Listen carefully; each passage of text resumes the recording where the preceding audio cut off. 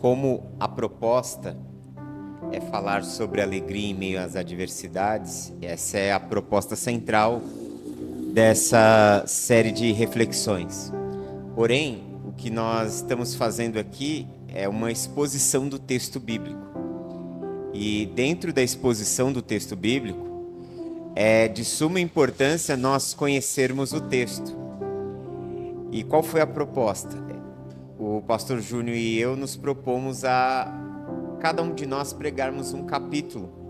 Então hoje eu prego o capítulo 1, quarta que vem ele prega o capítulo 2, depois eu o 3 e ele o 4. Os capítulos eles têm várias divisões e algumas vezes mudam-se de assuntos. Mas a grande ênfase é que nós queremos também levar vocês a conhecer o texto da Escritura Sagrada. Nós temos como intenção levar vocês a ler a Bíblia, levar vocês a estudar o texto.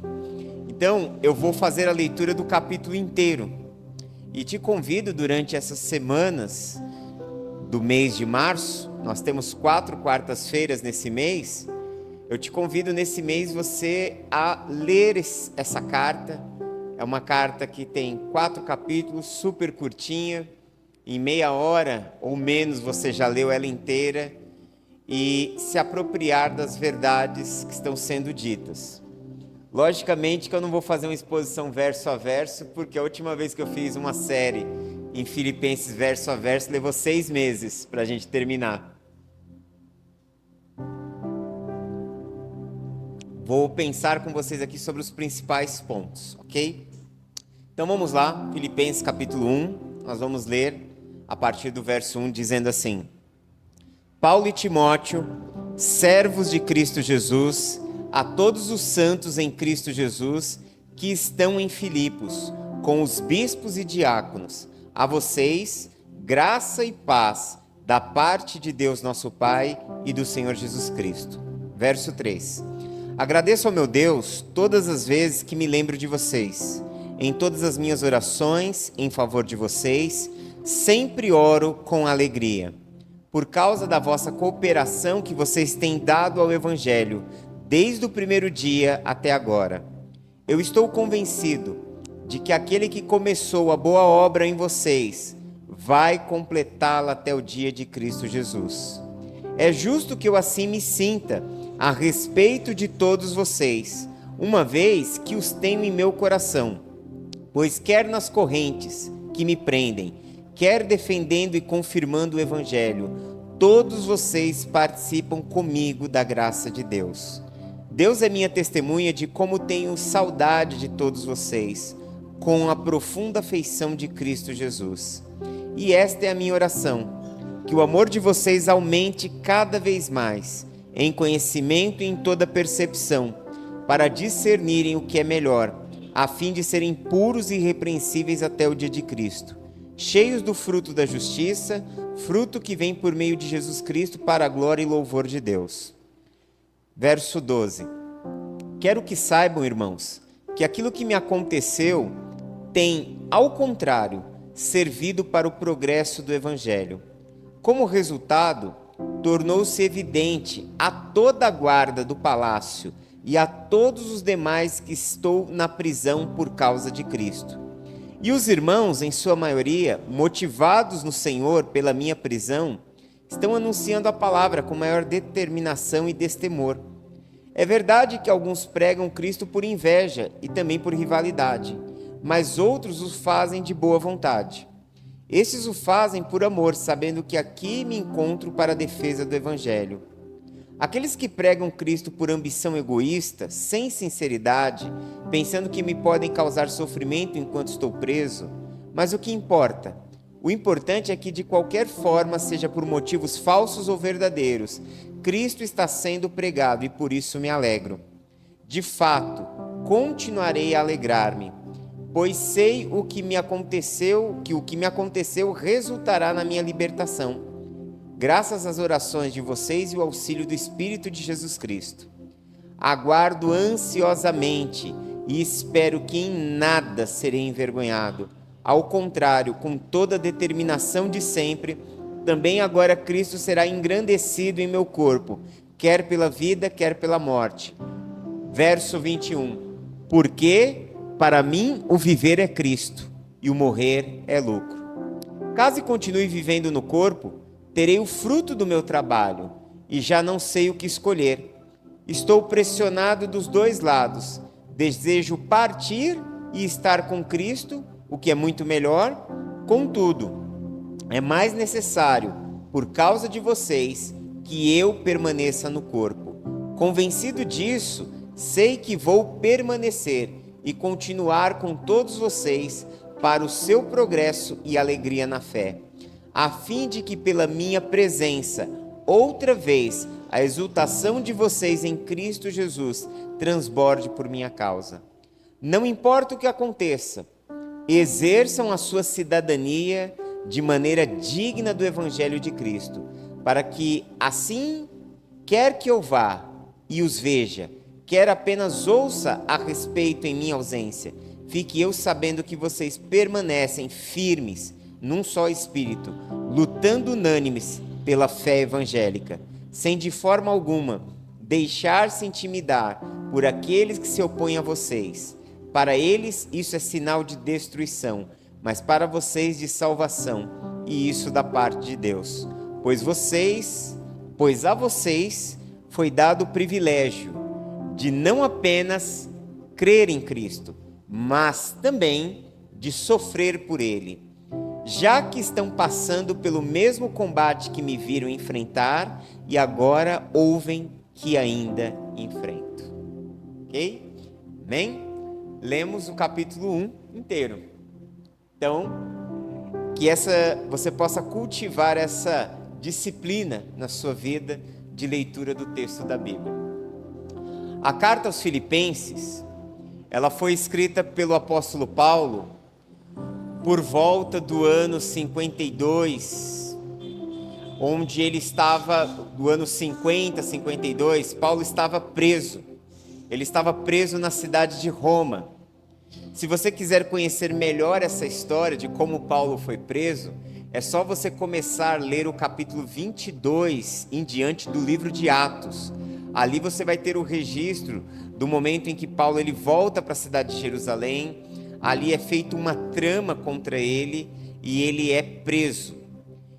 E aí ele pede para ser julgado em Roma, ele pede para ser levado até Roma. Então todo o restante do capítulo 24 até o capítulo 28 do livro de Atos dos Apóstolos fala desse momento onde Paulo é transportado para a cidade de Roma. O livro de Atos ele termina com Paulo chegando na cidade de Roma.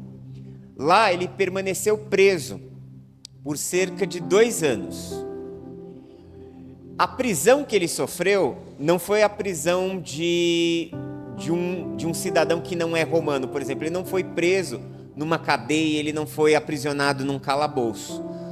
Pelo fato de Paulo ser um cidadão romano, ter cidadania romana, ele sofreu naqueles 2 anos um tipo de prisão que era uma prisão domiciliar, ou seja, ele ficou preso numa casa, ele ficou confinado numa casa, onde ele podia receber visitas, onde podia haver o trânsito de pessoas naquela casa, porém ali aquela casa ela era guardada por soldados romanos.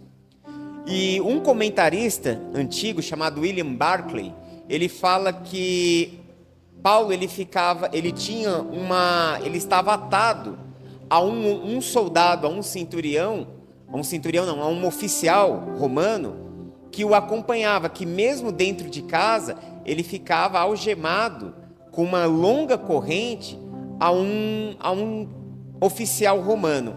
Normalmente, o Império Romano tinha muitos jovens de classe nobre, filhos de comerciantes, filhos de senadores, e normalmente esses jovens da classe alta de Roma jamais seriam postos para enfrentar guerras ou ir para disputar batalhas por Roma. Então eles ficavam exercendo uma função mais administrativa. Então, muito provavelmente, esses soldados, esses jovens ricos, exerciam funções como essas, de guardar prisioneiros romanos nos seus próprios lares. Isso é muito importante porque você vai ter o Paulo ali preso, ele está vivendo um momento delicado em sua vida, porque ele seria julgado, e ele não sabia se ele seria liberto ou se ele seria condenado à morte naquele momento, porque Roma tinha o poder de exercer a pena capital, Roma tinha o poder de exercer a pena de morte. Tanto que nesse primeiro capítulo ele fala sobre isso. Ele, a partir do verso 12 em diante, ele é tomado por uma dúvida, porque ele não sabe se ele vai sair, se ele vai ser liberto, ou se ele vai ser condenado. Mas o interessante é que o que ele fala aqui é que ele está em paz. O seu coração está pacificado, independente do que lhe aconteça. Então Paulo está preso. Ele está vivendo um momento difícil em sua vida. Ele está vivendo um momento de privação, ele está vivendo um momento de incerteza, ele está vivendo um momento de medo, por que não? De dúvidas, até porque todas as vezes na vida que nós somos cercados por incertezas, todas as vezes na vida que nós somos cercados por dúvidas, logicamente o medo surge em nosso coração. Nós temos um grande medo, nós desenvolvemos o medo, uma dimensão de medo muito grande em relação ao desconhecido. Quando você de repente vai no médico e o médico ele olha para você e ele acredita que você possa estar com alguma doença, mas ele não sabe te diagnosticar claramente o que é, e aí ele te envia para fazer uma bateria de exames. O que acontece com a pessoa? Ela fica apreensiva, ela fica assustada, ela começa a se perguntar: por que eu tenho que fazer tantos exames? Por que eu tenho que fazer tantas avaliações? Ou seja, o medo do desconhecido, de não saber o que está para vir logo à frente, essa expectativa do futuro, essa expectativa de um futuro que é incerto, faz com que o medo nasça em nosso coração. Porém, você vai perceber que Paulo ele tinha inúmeros motivos para deixar que a tristeza, que o medo, que as preocupações tomassem conta do seu coração. Ele estava preso, ele poderia ser condenado à morte, ali terminaria seu ministério, ali terminaria sua vida, ele seria assassinado, julgado, condenado como se fosse um criminoso, condenado como se fosse um assassino, condenado como se fosse o inimigo do Estado, sendo que todo crime que ele cometeu foi pregar o Evangelho, foi anunciar as boas novas de salvação, foi dizer que não é César o Senhor, mas que o Senhor é Cristo Jesus. E isso colocou numa situação de morte, isso colocou numa situação de risco. Ou seja, ele estava fazendo bem, ele estava promovendo o bem. Se você lê o livro de Atos, ele chega em algumas cidades e ele cura pessoas em nome de Jesus, pela autoridade de Jesus. Ou seja, ele estava promovendo vida, ele estava levando vida às pessoas, ele estava promovendo o bem. E em consequência do bem que ele estava fazendo, do bem que ele estava promovendo, ele começou a colher o quê? Dor e sofrimento sobre a sua vida. E isso já nos ensina algo muito importante sobre a nossa vida, que a vida, ela não é totalmente casuística. O que eu quero dizer com isso? Ultimamente nós recebemos uma influência muito grande dessa galera que escreve livros de autoajuda, essa galera do desenvolvimento pessoal, que carrega muito uma frase em seu bojo, que é aquela frase que você colhe o que você planta. Fala-se muito hoje sobre a chamada lei da atração, fala-se muito hoje sobre essa questão de que aquilo que você deseja de bom ou faz de bom, você irá colher como bem sobre a sua vida. E a verdade é que não necessariamente. Você pode fazer o bem e ter como recompensa o mal. Você pode se doar, se dar e de repente receber em troca traição. Você pode se doar e se dar e de repente sofrer prejuízos. Então não necessariamente eu planto bem e colherei o bem. A lógica é essa. Só que a vida, a existência, ela contraria a lógica. Por isso nós temos na filosofia o conceito de ilógica. Nós temos a lógica, que é o raciocínio sequencial, que é uma coisa que estará relacionado a outra, uma coisa que chegará até um outro ponto, mas nós temos a ilógica, uma coisa que não necessariamente vai ser daquele modo como nós planejamos. E a vida é assim. E a grande questão é como nós iremos lidar com essas situações. Porque nós podemos ter duas atitudes quando nós passamos pelo momento do sofrimento. Nós podemos ter a atitude negativa, que ela vai se expressar através da ira, da revolta, da mágoa, da amargura. E esses sentimentos, à medida que nós deixamos florescer em nosso coração, eles vão nos envenenar. À medida que nós permitirmos que esses sentimentos cresçam dentro da gente, principalmente a amargura, porque a amargura ela está relacionada com a falta de perdão, a amargura ela está relacionada com aquela visão da vida que nós desenvolvemos, onde uma vez que uma pessoa nos feriu, uma vez que uma pessoa nos machucou, nós generalizamos e dizemos que todas as outras pessoas irão agir da mesma forma. Nós começamos a polarizar aquilo. Por quê? Porque nós não aprendemos a lidar com aquele sentimento ruim começou a ganhar espaço dentro do nosso coração, dentro da nossa mente. E se nós permitirmos que esse tipo de sentimento tome conta do nosso coração, nós vamos nos tornar pessoas infelizes, nós vamos nos tornar pessoas adoecidas, nós vamos nos tornar pessoas que não vai conseguir ter essa experiência da graça de Deus. Nós vamos ter dificuldade de ter comunhão com Deus.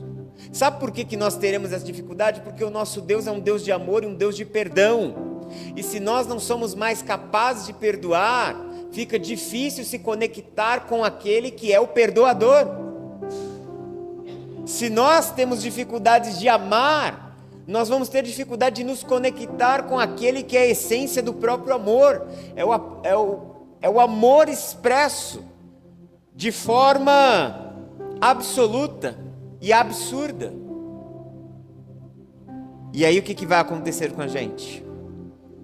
Nós vamos ficando adoecidos, deprimidos, angustiados, céticos. Nós passamos a desacreditar da vida. Mas nós podemos ter uma outra atitude. Nós podemos ter uma atitude positiva. E essa atitude positiva significa que, embora eu esteja cercado por situações ruins, embora o outro possa ter me ferido, me machucado, mas eu não permitirei e eu não serei definido por essas dores, eu não serei definido por esse momento, eu não vou deixar que as circunstâncias externas tirem a minha visão de Deus, eu não vou permitir que as circunstâncias externas roubem aquilo que Deus está construindo em mim. E você talvez pergunte, o que Deus está construindo em nós? Deus está construindo em nós o caráter do seu Filho. Deus está moldando em nós a imagem do seu Filho. A cada dia em nossas vidas, Deus está trabalhando em nós por meio do seu Espírito, para fazer de nós pessoas semelhantes a Jesus. E você não pode perder Jesus de vista. Você não pode perder essa obra de Deus na sua vida, por conta das situações que estão acontecendo do lado de fora. Deus está promovendo em nós a maturidade. Nós estamos caminhando com Deus rumo a um crescimento espiritual, a um crescimento pessoal, a um crescimento psicológico. E esse processo de maturidade envolve encararmos as nossas dores. Segundo Freud, considerado o pai da psicanálise, ele tinha uma frase célebre que ele diz assim: a dor é inevitável, o sofrimento é opcional. Dor, todos nós vamos sentir. Da dor, ninguém pode fugir. Mas como nós vamos lidar com a dor, isso vai mudar. A forma como nós vamos lidar com a dor vai mudar toda a nossa perspectiva da nossa vida. Paulo resolveu lidar com a dor, fazendo com que ela se tornasse uma mola propulsora em sua vida. Paulo resolveu lidar com a dor numa perspectiva onde ele entende que tudo que ele possa estar passando em sua vida não o separa do amor de Deus. Muito pelo contrário, que é exatamente quando eu estou desprovido do amor dos outros, é exatamente quando eu não sou mais alvo do amor das pessoas, eu posso perceber que existe um amor maior, e que este amor maior, ele não muda em relação à minha vida.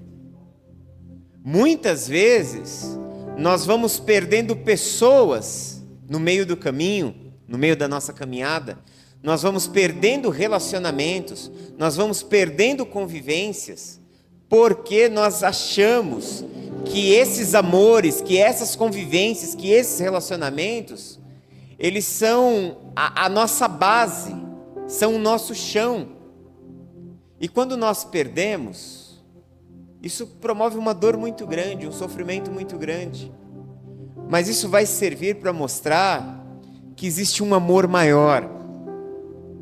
E que esse amor maior não muda em relação à sua vida.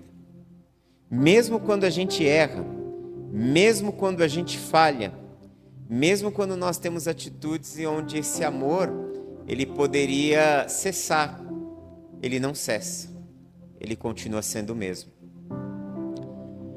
Paulo, ele se agarra nesse amor, ele se agarra nessa fidelidade, ele sabe que a sua vida, ela é completa em Cristo, e que tudo que ele está vivendo, coopera para o seu bem, e que mesmo que ele não entenda, ele está disposto a aceitar e encarar isso da melhor forma possível.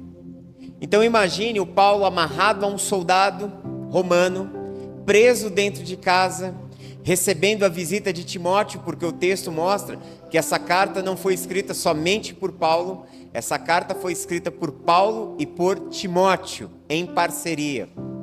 Paulo, ele recebe a visita de Timóteo e de um outro líder da igreja de Filipos chamado Epáfras.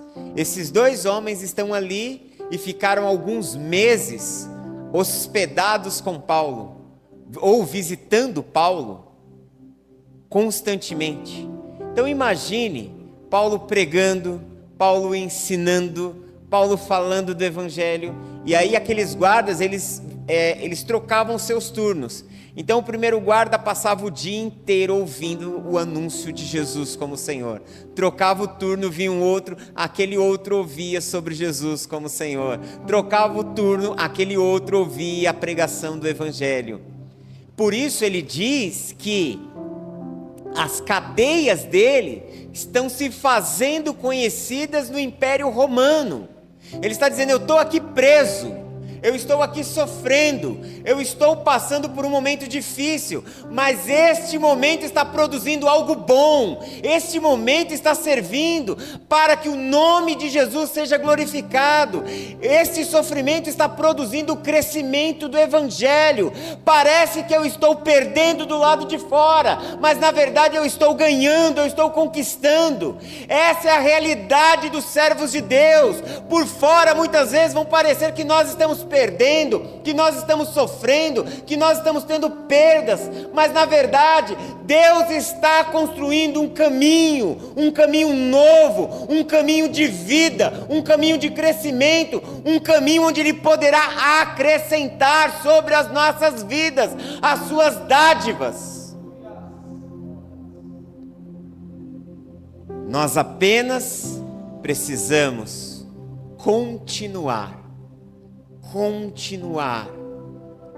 É nesse sentimento, é nesse estado de continuar, de dar um passo após o outro, que a nossa vida muda.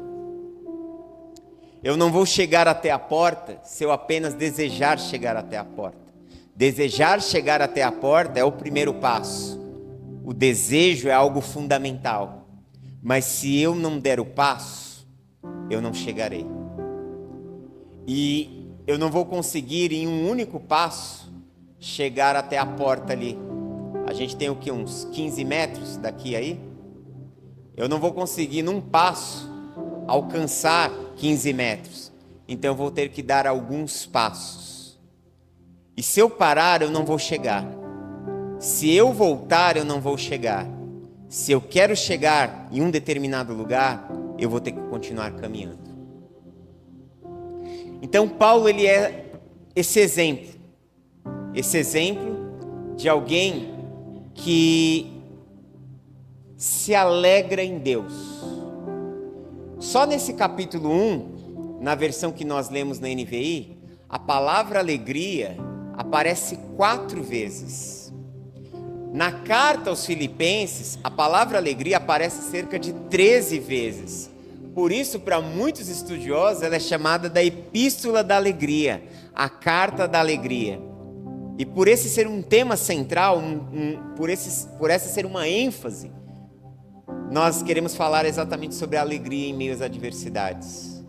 Paulo estava vivendo um momento de adversidade, mas ainda assim a alegria existia em seu coração. E o que é alegria? Alegria não é um sentimento. Alegria na Bíblia é um estado em que nós nos encontramos em relação a Deus. É um estado de espírito.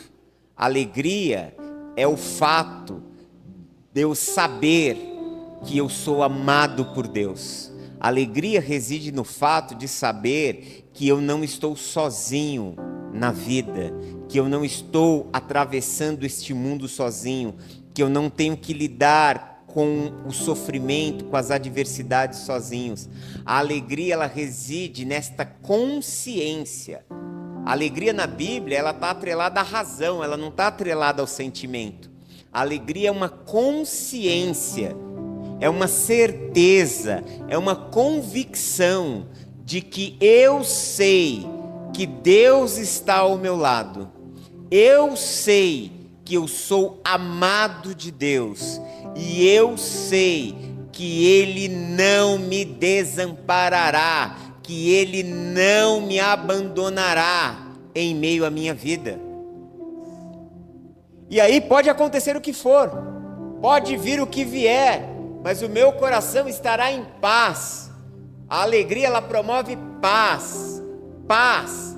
Não é essa paz que hoje, porque as coisas estão bem, eu estou bem, e amanhã, quando as coisas não estiverem bem, eu não estou bem. Isso não é paz.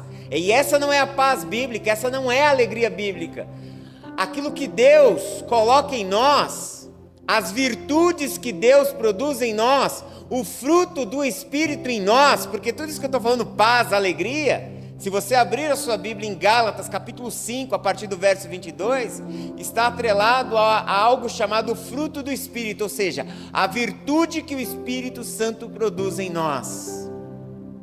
Essas virtudes que Deus vai produzindo em nós, elas não são instáveis, elas não são virtudes que hoje eu pareço um gráfico da Bolsa de Valores, ora está lá em cima, ora está em queda, ora estabiliza, ora cai de novo, ora sobe. Não, embora a nossa vida seja muitas vezes assim, mas aquilo que Deus nos dá é firme, é perene. O que Deus coloca em nós prevalece e permanece Tudo aquilo que Deus está fazendo na nossa vida, pode ter certeza, vai suportar o teste do tempo. Tudo aquilo que Deus está construindo na nossa vida, se vem das mãos de Deus, guarde bem isso, se vem das mãos de Deus, pode acontecer o que for, vai continuar em pé. Se veio das mãos de Deus, pode vir o que vier, vai continuar em pé. Se veio das mãos de Deus, se veio das mãos de Deus, vai perseverar, vai prevalecer, vai continuar. Não há homem, não há demônio, não há principado, não há nada que possa mover do lugar aquilo que Deus estabeleceu. Por isso, uma das metáforas das Escrituras é que Ele é a nossa rocha, a rocha da nossa salvação. O que Deus está fazendo em nós permanecerá e prevalecerá. E cheio dessa verdade, cheio dessa convicção, cheio dessa mentalidade está esse homem. Por isso ele é capaz de falar neste primeiro verso 4 vezes a palavra alegria, que ele se alegra com o momento que ele está vivendo, que ele se alegra com a circunstância que ele está vivendo. Ele começa essa carta agradecendo aos crentes de Filipe. Os versos 1 e 2, ele começa com uma saudação a essa comunidade, a esse povo. Essa carta é dirigida à comunidade e aos líderes, porque ele diz a todos os santos em Cristo Jesus que estão em Filipos, juntamente os seus bispos, que eram os seus presbíteros, e os seus diáconos, ou seja, os seus líderes, os seus oficiais. E a partir daí, olha só como começa o verso 3, ele começa dizendo: eu agradeço ao meu Deus todas as vezes que eu me lembro de vocês, e em todas as minhas orações em favor de vocês, sempre oro com alegria. 2 palavras estão aqui, 2 palavras que elas são chaves: alegria e gratidão. Esse é o homem que está privado de muitas coisas, está tendo perdas, mas o seu coração está repleto de alegria e de gratidão. Você vai ver que Paulo ele tem uma mentalidade diferente de Jó. Jó, ao passar pelo sofrimento, a sua mente e o seu coração começa a ser tomado pela dor e pela angústia, e conforme o sofrimento de Jó vai se intensificando, ele vai perdendo a alegria de viver. Numa determinada parte do livro de Jó, ele fala: maldito dia que eu nasci, maldito dia que minha mãe me pôs no mundo. Por quê? Porque essa alegria, essa celebração da vida, ela foi retirada do seu coração. Ele está amargurado, ele está afundado na dor. Mas Jó é um homem que vive na antiga aliança. Ele é um homem que não havia conhecido a Cristo, nem mesmo havia conhecido o Eterno, porque o livro de Jó termina com ele dizendo: eu só conhecia de ouvir falar. Então, quando nós não conhecemos a Deus de fato, quando essa realidade de quem Deus é ainda não se tornou viva na nossa consciência, nós nos afundamos nas nossas dores. Mas quando nós começamos a conhecer a Deus, quando nós passamos a ter uma experiência, a construir um relacionamento com Deus, quando Deus se revela para nós como um Deus vivo, quando nós passamos dessa relação de distância, dessa relação de senhor e servo, dessa relação de Deus e humano, para uma relação de pai e filho, para essa relação de filiação, a nossa consciência muda, a nossa mente muda, a nossa história muda. Paulo ele tem a consciência de quem Cristo é e do que Cristo fez. E por isso ele pode ser tomado pela alegria e gratidão. Guarde bem isso. Você sempre terá algo pelo que agradecer. Mas a gente está vivendo um momento de desemprego, estamos vivendo problemas financeiros, estamos vivendo problemas de saúde, estamos vivendo isso e isso e isso. Mas será que se você olhar com cuidado, não existe coisas pelas quais você pode agradecer? Hoje eu estava dirigindo e eu estava pensando no seguinte: normalmente, nós estamos vivendo a nossa vida, e aí a gente tem a mania de olhar para os lados e falar, poxa, tal pessoa está vivendo um estilo de vida assim, e eu ainda não cheguei ali. Como eu gostaria de chegar ali? E aquela pessoa que eu estou colocando ela como alvo, muito provavelmente, ela olha para a vida dela e ela também está insatisfeita. Ela deve olhar para um outro alguém e falar, poxa, tal pessoa está conquistando aquilo ali e eu ainda estou aqui. Eu queria ser como ele. E aquela outra pessoa, aquela terceira pessoa, ela também vai estar olhando para a vida dela e vai estar olhando para alguém e falando assim, poxa, eu queria ser como tal pessoa que já conquistou as coisas que conquistou. Ou seja, nós estamos sempre buscando como medida e referência os outros. E enquanto nós vivermos uma vida de comparações, seremos as pessoas mais infelizes. Porque uma vez que eu tento medir a minha vida pela vida do outro, eu estou perdido. Porque a vida do outro é do outro. A história dele não é a minha. A personalidade dele, a individualidade dele é dele. Eu tenho a minha. Ele tem a história que ele está trilhando e eu tenho a minha história. Então nós não podemos mensurar a nossa vida pelos outros. Até porque a inveja, quando nós começamos a fazer isso, nós começamos a cultivar um sentimento de inveja no nosso coração. E a inveja, ela nos bloqueia. Ela bloqueia a nossa mente, ela bloqueia os nossos passos. Porque ela faz com que a gente se concentre na vida dos outros e deixe de olhar para a nossa própria vida. Agora, quando eu começo a olhar para a minha vida e ser grato pelo que eu tenho, quando eu começo a olhar para a minha vida e me alegrar pelo que eu tenho, porque certamente você vai descobrir isso. O que você está vivendo, existem pessoas que desejariam muito estar vivendo e não estão. Assim como nós vamos olhando para os outros, tem gente olhando para a gente. Isso é cíclico. Então o que eu preciso fazer? Eu preciso me concentrar naquilo que eu tenho, em quem eu sou, no trabalho que eu estou realizando. Deus nos abençoa à medida que eu foco, eu me concentro no que eu tenho que fazer. Qual era o foco de Paulo? Pregar o evangelho.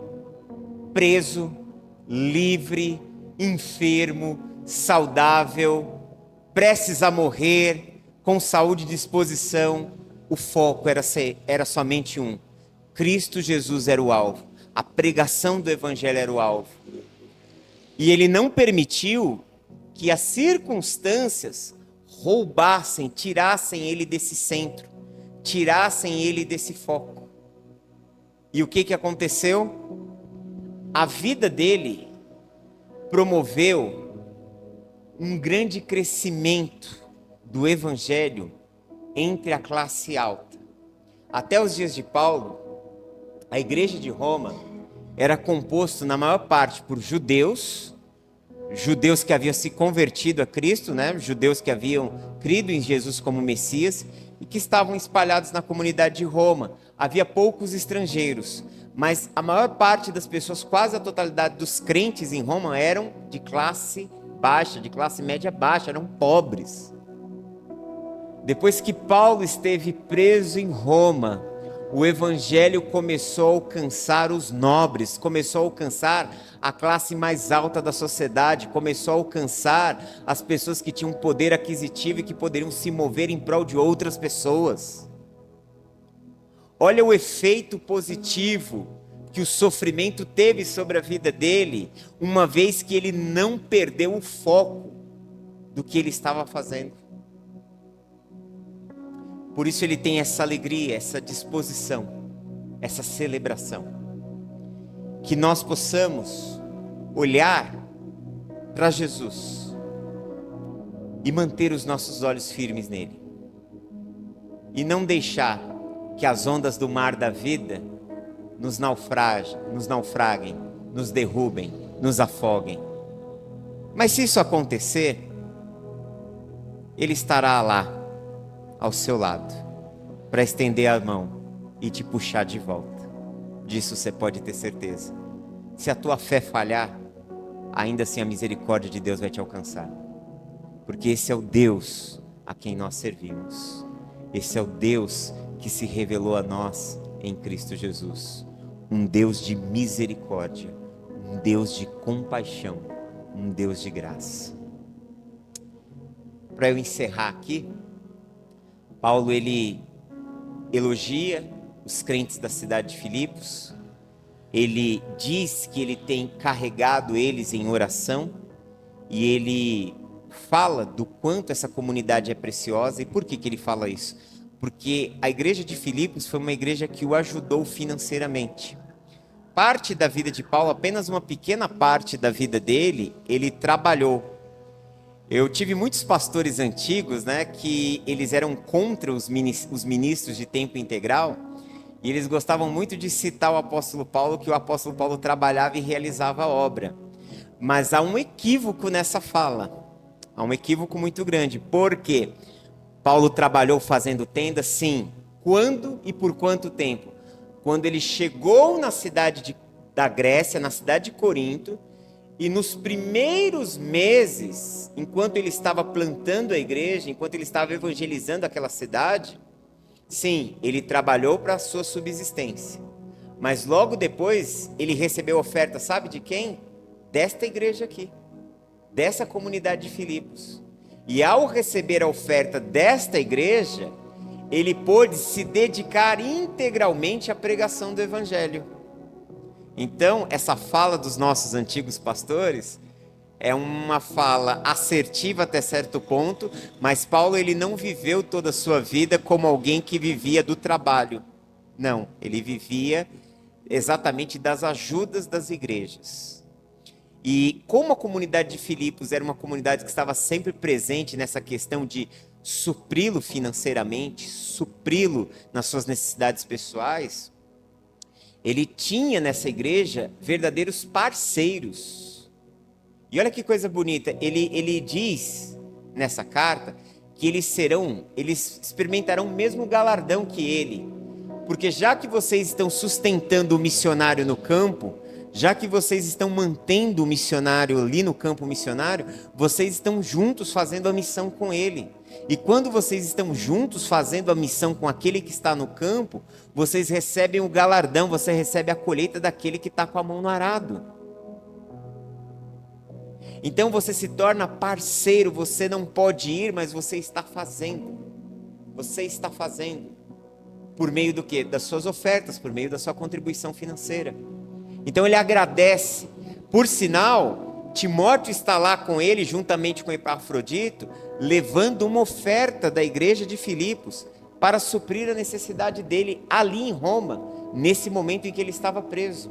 Essa carta, ela é muito mais um agradecimento de Paulo para esta igreja do que qualquer outra coisa.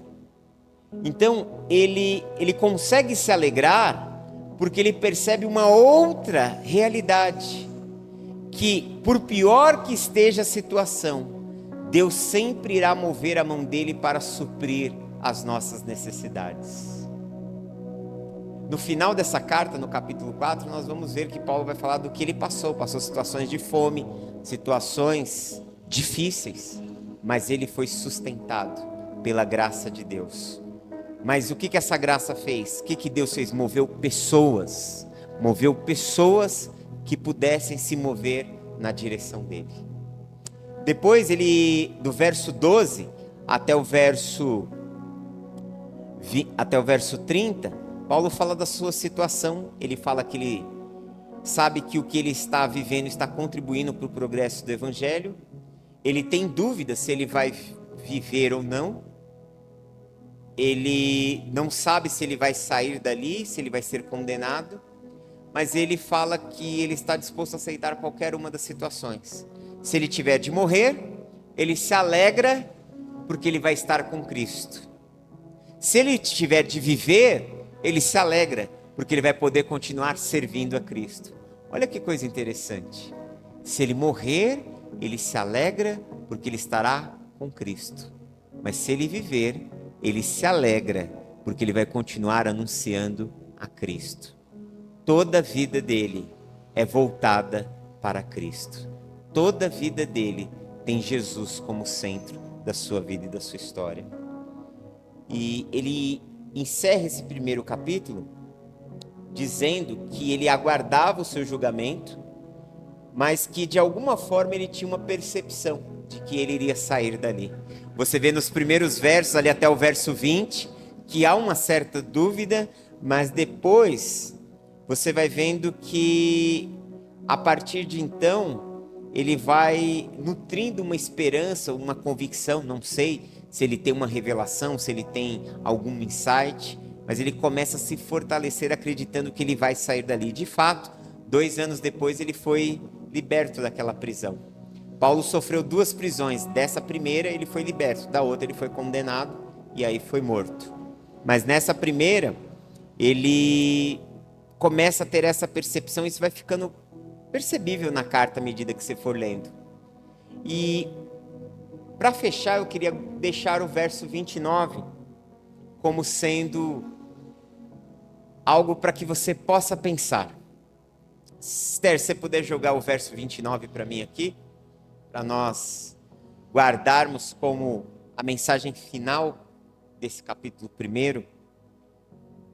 Veja só o que Paulo diz: porque a vocês foi dado o privilégio de não apenas crer em Cristo, mas também de sofrer por Ele.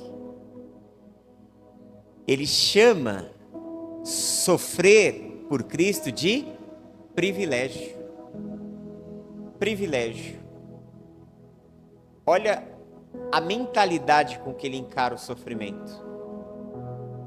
Por que ele chama de privilégio? Primeiro, porque o que Cristo fez por nós, não há nada que possamos fazer que pague o que Cristo fez por nós. Não há nada que possa equivaler ao que Cristo fez por nós. Em segundo lugar, é um privilégio porque em todo momento você não está sozinho. Você já parou para pensar que no momento final da vida de Jesus, o momento mais agonizante da vida de Jesus é ali no Getsêmani, onde ele está orando e ele começa a suar gotas de sangue, onde ele está dizendo para o Pai: Senhor, se possível, passa de mim esse cálice, mas não seja feita a minha vontade, mas sim a tua. Aquele momento, ele se sente sozinho. Os seus amigos não estão perto dele, seus amigos estão dormindo. O Pai está em silêncio. Ele sente todo o peso do pecado e da dor humana sobre ele.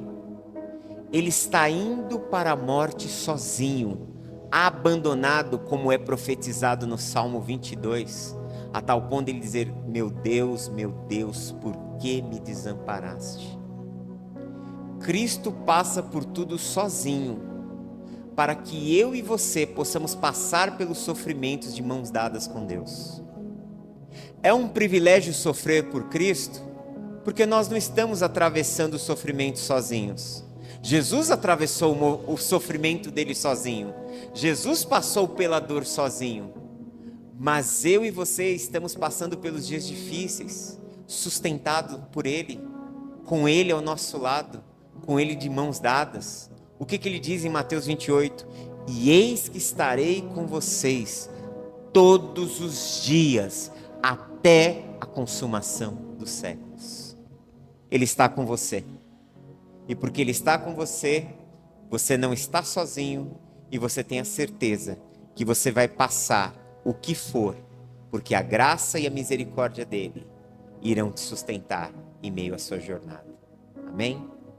Mediante isso, eu queria que você fechasse seus olhos, inclinasse sua cabeça. Oremos a Deus.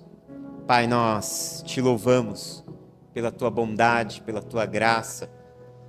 Te louvamos por esse tempo aqui, Senhor, por aprendermos de Ti sobre a necessidade de mantermos um coração alegre, de mantermos um sentimento de gratidão, de sabermos que independente da situação que estejamos passando, nós não estamos sozinhos, nós não estamos desamparados, nós não estamos abandonados, mas que o Senhor está ao nosso lado, nos assistindo, caminhando conosco, nos fortalecendo, nos mantendo em pé, e temos a certeza que nós iremos atravessar este momento, seja qual for, porque a Tua graça é maior do que a vida, a Tua graça nos sustenta.